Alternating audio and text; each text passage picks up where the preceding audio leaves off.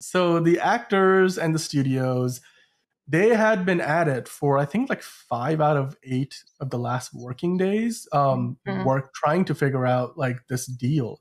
Now the writers have got their deal, the directors had their deal months ago, the actors are the last ones, and so the SAG-AFTRA strike is really what's holding up stuff like, you know, all the Marvel movies or like the TV shows that are like the next season of the House of the Dragon, or even, you know, the big shows like Daredevil Born Again, which just, it seemed like they completely scrapped and started that over, or even like DC shows. And there's so many different, even like broadcast television, like people have to rely on like international programming to feel like networks are having to use those to fill out all of these gaps. But it seemed for some time, especially with the writer's strike wrapping up, that they could use a lot of the same elements to maybe wrap up the actor strike and get an agreement. Yeah, it seemed like it seems like that's not going to happen. There. Yeah, it's frustrating too, because, you know, a lot of people are going back and forth. Everybody wants to point fingers, right? Some people are like, wow, the actors are just being divas. Why didn't they just take the same WGA deal? But it's not the same. And, you know, the proposal, I know SAG-AFTRA really put a lot of time into restructuring the residual portion of the deal. You know, they're estimating that it's going to cost this AMPTP Studios only about $500 million a year, which is like a drop in the bucket for them. Like 57 cents per subscriber. Yes, exactly. And like, nowadays, your Netflix subscription can cost you as much as like $20-something or as little as $8 a month. I got kicked out of my friend's Netflix, so I finally had to get my own. I mean, cancel my Hulu subscription. You know, they have that feature where you can, like, for $6, I think, or something like that a month, you can like tag on to your friend's subscription, but you'll have like your own sub account, so you don't have, and then you don't have to go sign up separately. How do I tell my ex-boyfriend, please get a different subscription so I can use it still? Yeah, see, like, I don't know if I can help with that, but like, that's I'm just saying there is that. It's so funny. I was like, I don't know if that's gonna work. I guess I can do it for my mom though. You know, but it's just at this point, I'm paying for Hulu, I'm paying for HBO, I'm paying for Netflix, and I have access to Disney Plus because of OSC. But I'm like, I'm just like, it feels like too many subscriptions, guys.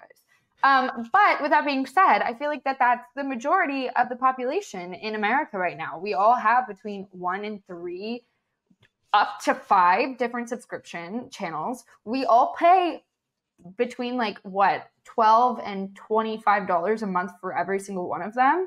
Mm-hmm. And 57 cents a subscriber really doesn't go that far, especially considering we were already raising prices for everybody. Yeah, I think, like, even if you go by the studio's math, which is different, which is like, this is the one point of contention, is the studios are like, well, no, it's going to actually cost $1.02 per subscriber, therefore $800 million a year, not the $500 million and 57 cents per subscriber that the SAG-AFTRA calculated. Which, look, it's neither here nor there. I don't care. You split the number down the middle, like, it's still, when you look at the amount of money the studios are spending on these streaming services, that's not, I mean, it's not a drop in the bucket. It's certainly more than a drop, but it's not, at the end of the day, a number that they can't swing. I mean, that's literally, however, CEOs.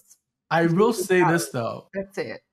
The timing of this situation couldn't be worse from the studio side, because right now, all the studios that launched their streaming services to compete with Netflix, which, by the way, Netflix is the only streaming service, the only major streaming service that is profitable. Mm-hmm. Every other streaming service is still running at a loss. So, and it seems like Netflix is still like probably they are the most vocal opposition they have been throughout this whole. They're like the one wheel that they haven't been, like, that the SAG-AFTRA hasn't been able to grease in this entire time, because Netflix is so opposed to a lot of what SAG-AFTRA wants. And I can understand some of why, because they're like, the only way we make money is subscriptions. Yeah. Like, unlike Disney or Warner Brothers, they have like theme parks, and they have like, they don't just have movies, they have TV networks, they have merchandising, they have so many other revenue streams.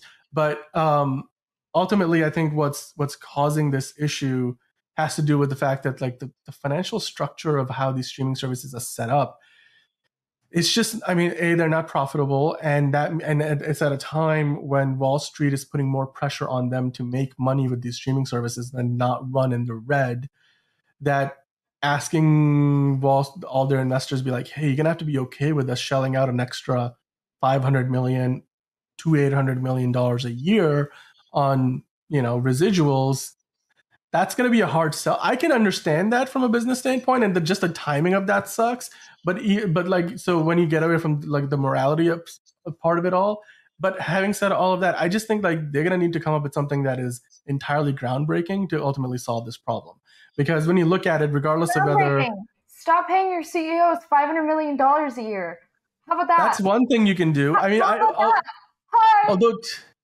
To be fair, it's kind of be weird because I don't think that's the way the money is structured in the back end. I don't know if that's exactly the money that would have been going towards the residuals anyway.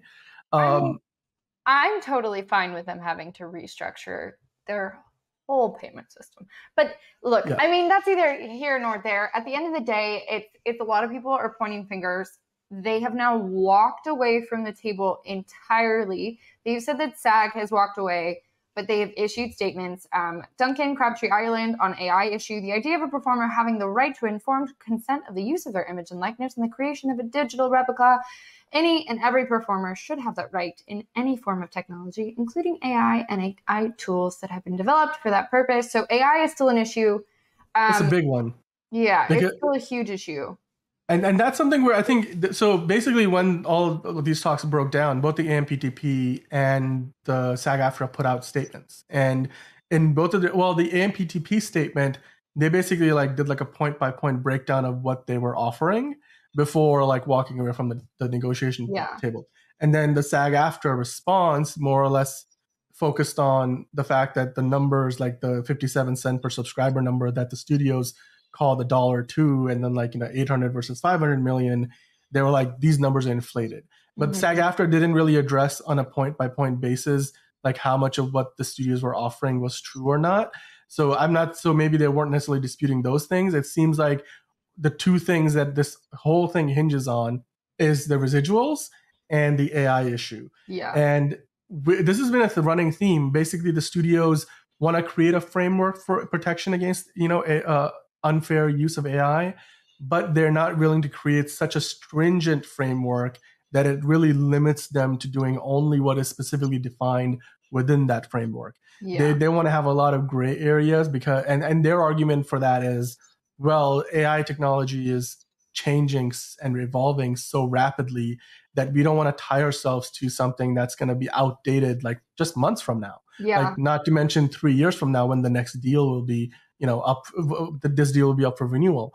Whereas the actors are like, well, we can't really go halfway on something like this because then that leaves you a lot of loopholes to take advantage of the things that we didn't have a framework around. And who knows where we are in 3 years and how much earnings loss could have happened because you were taking advantage of the gray areas in the deals. Yeah. So I totally get that from the actors side of it. And so I understand why the actors want more stringent framework around AI and why the studios have always wanted to find ways to kind of like not have to save money essentially, because what they're trying to do is they're like, if you come to a project and then we need to do some pickup shots, but we have the footage to basically put your face on a stunt performer, so we don't actually need to have you come back and do that work, and therefore we don't have to pay you for those extra days but we can use your likeness. We will do that and save that money. Whereas the actor will probably want to get paid for that extra screen time that he or she's gonna be a part of, because his face was artificially placed into a shot that he was or she was not part of the original photography for. Which is like just one very small example of the many different ways AI can basically factor into movies today. That's something where I just don't know how. The residuals are such a problem on their own. Where they used AI. Have you watched Black Mirror? There's one. You're talking about the Selma Hayek episode? Yes. Yeah. That whole episode feels so entirely possible in the next 10 years. And I think that's also why, for a lot of reasons, SAG is fighting so hard for this, because it's like, with as many gray areas as there are, these people scan our likenesses once and then have them for life. That's wild. That's wild. Yeah. And the thing is, like, this is something that they've been negotiating at for months. And I just don't look with the residuals. It seems like they go back, they come up with a new proposal. There's been movement on that front. But with the AI issue, it just seems like they're still too far apart to really make any meaningful. And that's ultimately why the AMPTP walked away from the table, right? They were like, we're not doing this. So as of right now, what we know is the AMPTP has walked away for the time being. They called in and they were like, Thursday's meetings are canceled and all meetings are canceled for the foreseeable future. Last time we took a break like this, we were negotiating through July, and then we took a break until after the WGA settled, until October to resume negotiations. So who knows if, they walk away for a week, or they walk away for 2 months, or we don't have a sort of settled deal until 2024. At this point, 2024 is not that far away. Yeah, because you're getting, we're basically at the doorstep of the holiday season. Yeah. And we know it's very unlikely they're going to be sitting around the table during Thanksgiving week to work on this. No, it's certainly not Christmas or New Year's time. So yeah, it is unfortunate, because at this point, like, there's so many, despite the fact that a lot of movies got moved, you still have films like the Aquaman and the Lost Kingdom, the Marvels. We still have Killers of the Flower Moon, like a bunch of these like big awards contenders, like The Color Purple, the Wonka movie. There's a lot of these movies that could have benefited from the actors being on the press tour. And unfortunately, at this point, if they won't get pushed. Yeah. I mean, it's possible, because that might have been the case, that maybe the studios were thinking we might get a deal in October and therefore we'll keep them on this guy. So we may see some, knock-on effects. I mean, although at this point, certainly like with a movie like Killers of the Flower Moon coming out next week, we're not going to see that move. No. But it could be that maybe something in one of the movies in December or late November might move. It's just unfortunate, though, because, like, for example, with the Killers of the Flower Moon, you had Martin Scorsese out there. He's promoting, because his guild, the Directors Guild, struck a deal pretty early in all this process. But he can't bring Robert De Niro. He can't bring Leonardo DiCaprio. I just blanked on his name for some reason. There's so many, like, even like, Jesse Plemons, like that cast is stacked. Yeah. That's exactly the kind of movie where you bring the cast out on the press tour.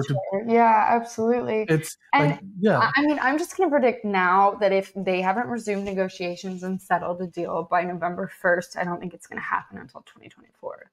Oh, I mean, I don't think they're getting back to the table like until 2024 period. I'm just like pessimistic about it, because look, it felt like we had some momentum with the writer's strike ending. And we were talking about this before the show, like briefly, just to kind of touch upon the idea that the studios just basically are also leaning on this idea that, hey, look, we came to the table in this latest round of negotiations, bringing a lot of the same elements, a lot of the same things that they gave to the writers and the directors, and saying, well, it worked for them, so why can't it work for you?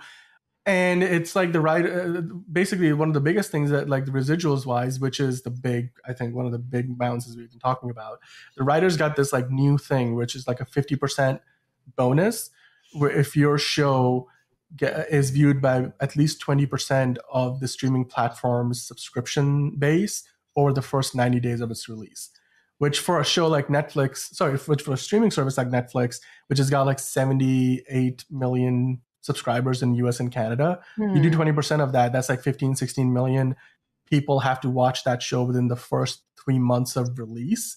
And then you get like a 50% bonus on your residuals. Like, we looked at the numbers, it seems like of the 14 original shows that Netflix has put out this year, only 7 would qualify. Yeah. So that's a pretty small number. Like, you need to be like in the upper echelon of the best of the best. And this is only made for streaming shows. It's not like anything that was acquired, like Suits from USA Network back in the day. That is a huge phenomenon. And we might be getting a new Suits spinoff now. It seems like the creator's been working on it. that wouldn't qualify. Like none of the shows that are like international acquisitions would qualify. You have to be a show that is made for streaming. And that's just Netflix. I mean, you look at Disney Plus would be the same, anything on Max, all of that would be the same. And those numbers, I think the actors are right. They just don't apply. Like you have to do something differently, because unlike the actors and the writers, not the actors, unlike the directors and the writers, the actors' likeness is really the key here. Like your likeness is in the project you're a part of. Yeah. And that's something that's very different than the work that you're doing, like as a skills trades person, whether you're writing or directing, or you're any of the, if you're a member of IATSE or any of the other people who are working on set. They're all doing really hard work, but they're not the ones whose face is forever going to be attached to that, show or movie, on the poster, on the merchandise. Like you think about a movie from the 80s, you think about Goodfellas, like Ray Liotta is always going to be may his soul rest in peace, but like he's always going to be the face of that movie. That's been streaming on Netflix for a million years. Exactly. I don't even know how many residuals they have left on. I mean, I watched Buffy the Vampire Slayer on streaming services years after it. Or like SVU, it's like shows that have been around for 2 or 3 decades. Girls had a revival right before they remade it. Oh my gosh. I literally turned my mom into Gilmore Girls like 10, 15 years after it was a show. Or The Office, Parks and Rec. I mean, there are so many shows that find a second life on these streaming services, and the actors don't get paid for it. Whereas when stuff would run for years and have reruns on, I mean, my grandmother still watches Chuck Norris on cable to this day. He gets paid for that. Whatever goes on to streaming, he doesn't get paid for it. I think like what needs to happen is some of that old like way of doing things in terms of when shows were syndicated across the networks, and that's how a lot of people found shows. Like for example, the whole reason why I knew of the show Bones was not because I watched in its original really? Air. You found it on streaming? No. I found it. They used to air like marathons after basketball games on TNT, and it was like syndicated. And that's how I found Bones. I was like, this is a really cool show. That's how I found Charmed. Exactly. Like there's all kinds of shows. Like that's how I found Quantum Leap, which is a show that was like on air before I was born. But like I love the original Quantum Leap, not the one on NBC. Doctor Who. Doctor Who. Yeah. Doctor Who. Yep. Sci-Fi Channel. I mean, there were a lot of shows like on TNT. I would find. Oh my gosh. Or Supernatural got syndicated everywhere. Yeah, exactly. All of these shows, all of those actors, years after those movies premiere, got paid for that stuff. I just started watching Friday Night Lights. It came out in 2001 or something. Those actors don't get paid for that, but it's still on streaming. You were talking about Killers of the Flower Moon. He was originally from what is his name? Jesse Plemons. There you go. He's from Friday Night Lights. That's how he got famous. For me, Jesse Plemons is always like from Battleship, that movie that I think is incredibly underrated. I haven't seen that. That's my I'm always gonna be in the corner of that film that probably deserved to make more money than it did. It had Rihanna in it. Rihanna was in that movie. I actually did see this movie. Yes. Okay, just kidding, guys. I did. It reminded me of every other. Taylor Kitsch, Rihanna, Liam Neeson. Taylor Kitsch is also from Friday Night Lights. Makes sense. Around the same time. Yep. But anywho, I mean, this is going to be something where I don't think they're going to find a resolution until, because so far it seems like they're going back and forth and trying to negotiate numbers in basically the same structure. They're just trying to figure out, it's 2%, it's 2.5%, maybe it's not a percentage, maybe it's cents on a dollar or whatever the case is. I just don't think any of these back and forths is going to do it, because it's not satisfying either side. And it's from a business standpoint, it's certainly not satisfying the studios. I think what they need to do is come up with something that's going to be entirely different. The whole structure has to be completely different and new, and maybe take some elements of the old syndicated model and then some elements of what they're proposing now, and create like not just like one thing that solves the big problem. Because I think this problem here is so complex. Because when you think, just think about it, just a very simple example. When Friends like became a huge hit on Netflix, it wasn't like it wasn't it's the same situation as like when Friends became a huge hit because it was syndicated, or still is, on Nick at Night. Because when Nickelodeon bought the syndication rights, they paid Warner Brothers Television, which made the show, and Warner Brothers Television then gave a portion of that deal in royalties to all the actors, like all the residuals. Well, think about Fresh Prince of Bel-Air. Prince of Bel-Air on Nickelodeon for how long? All of the George Lopez, all of those shows. Now, when they go to Netflix and Warner Brothers Television, sells the rights to streaming to Netflix, they kind of, get this big lump sum, hundreds of millions of dollars. You remember, I think they spent like $500 million for Netflix to keep Friends on for literally just one extra year when HBO Max was first starting up. But like when they make those deals, I just don't think that same syndication residuals contract clauses apply. So like the Friends cast don't get a portion. I think that's really the key here. Like, because if you look at the top 10, most viewed shows on Netflix, you have to go like halfway down the list to find a show that is an actual Netflix original. Like even to this day, like Suits, for example, we have talked about it. Suits is like the biggest phenomenon in streaming. It's a show that went off the air like 4 years ago. It was made for USA Network. It was originally broadcast on cable, and now it's like the most popular show on Netflix.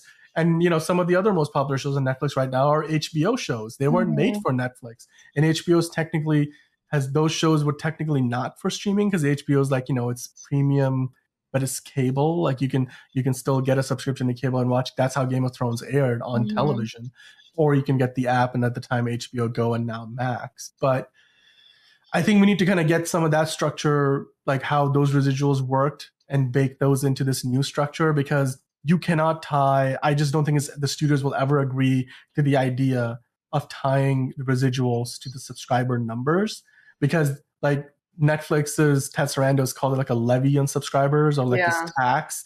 And I'm like, I can see how that's like a PR move to say that, but in a manner of speaking, what they're actually saying is, you're telling us we do all this hard work to get these subscribers, and we put in all this money, take all this risk to make shows which may or may not hit, and then you're just asking us to like give you 57 cents or $1 per subscriber, like a flat fee.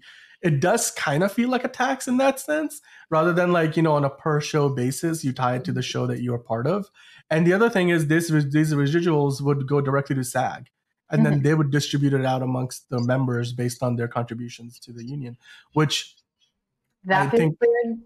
That feels weird. That feels weird all onto itself. So like if this passes, I don't know like if that's going to get through ratification, but like anyway, I just think like where we are right now is like we're just like way far away from like the actual solution, and it's just going to take a long time. Because we're on day what? We're like day 9400. We're getting to like 100. It feels like we've been doing this for forever, you guys. There was like after the WGA like finally settled on the deal, there was like a breath of fresh air in LA, and I got all of these auditions and all of this stuff.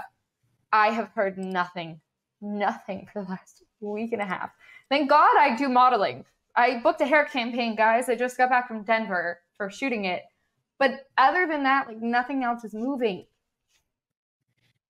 And so many people are frustrated, and so many people are stressed, and so many people can't make enough money to pay their bills. It's not fun here. Not fun in LA right now. Yeah. Hopefully we'll get a resolution on this soon. I mean, I guess the bright side is you get to see more John Cena and maybe The Rock in the WWE, because like they got no acting to do. So, but not every actor can go back to WWE. They would go back to WWE. I feel like that wouldn't happen. Oh no, John Cena's already back. He's been back for a few months. What? And The Rock made an appearance. He has that many bills to pay? Well, no, because he's just that's the thing. He doesn't have to. He just loves smoothing out my eyebrows, guys. Sorry, they look a little rough. Yeah, John Cena loves the WWE. He's always like, and he's not the kind of person who's been known to kind of sit around. Like when he doesn't have anything to do, he finds things to do. So like he was always. So actually, my great grandmother, tiny little like 90-pound German woman from Berlin, like 93 years old, crocheting. Literally, she had like this crochet business. That's what she did up until she was like 93 when she passed away. She had this crochet business for the last like 20 years of her life. And she would sit there with her huge, huge, huge TV. You can't even see my hand. This TV was like half the wall, watching WWE for hours, eating her like little chocolates and crocheting. This like tiny little German woman who's like swallowed by her couch, just crocheting, looking down, watching her WWE on loud, like max volume so you can hear it through the whole house. Hilarious. It's like it's an age-old form of sports and entertainment. I feel like she would have really loved the gladiator ages because that's the only thing I can compare it to. Like, although I think that would be a lot bloodier because I don't think a lot of people survived those. Okay, that's not funny. I'm sorry, guys. Murder is not funny. Murder is not funny. Are you not entertained? Okay, so I think we're getting lost in the trees now. So, but look, ultimately, as far as the SAG strike goes, it looks like it's, well, until the studios get back to the table, which it doesn't look like anytime soon, we're gonna be stuck here. And if you guys are out there back on the picketing lines, of course, stay hydrated. I know we're kind of entering the winter months, but if you're out in LA, it's probably still hot out.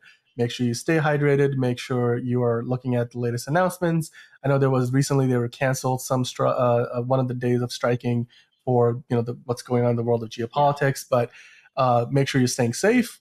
And if you have any updates for us from on the ground, let us know. Tell us what your experience is like. Are you doing other things to keep yourself busy? I mean, not everybody can be John Cena or The Rock and go back to the WWE, but maybe you have found other work. Like maybe you're doing voiceover work. Maybe you're like Angelina. You're doing commercials and you're modeling. But hopefully, you're keeping yourself busy and you're keeping yourself employed in whatever means necessary to help pay your bills. And let us know in the comments how things are going for you if you're part of the union, or if you're on the outside looking in. What is your opinion on everything that is going on right now, whether it's from the studio side of the argument or whether it's from the actor side? How can we find a resolution to this? Maybe you have some ideas that you'd like to share. Please share those down in the comments below, and then like and subscribe for more content like this. I'm sure we'll be back here talking more about the SAG-AFTRA strike in the weeks and months to come.